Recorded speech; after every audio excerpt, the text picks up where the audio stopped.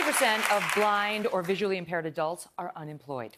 But one group of athletes is hoping to lower that stat by changing the perception of what blind people can achieve when they have grit. Watch this.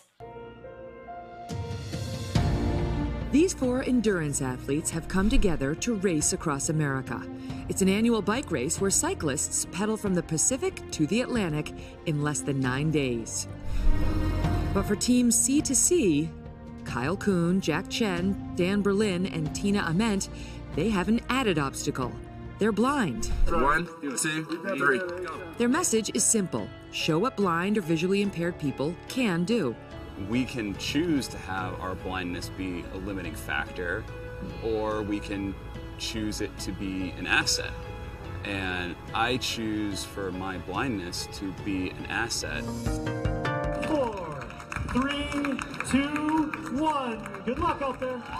The riders teamed up with 4-sighted pilots, making them the first tandem team with all blind rear riders.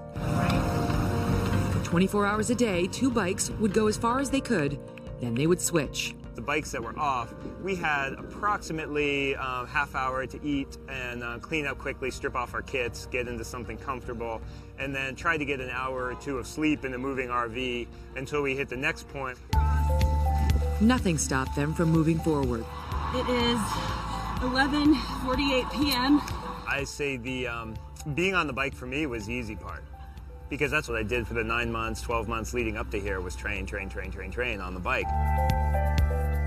The hard part of this was more of a mental and emotional challenge than anything else. After 7 days, Team C2C crossed the finish line together. It was such a sense of joy and camaraderie and relief and all these emotions mixed up. Crossing the finish line was more symbolic in a sense for me. This is the start of an adventure for all of us, because as we impact people, those people will impact other people.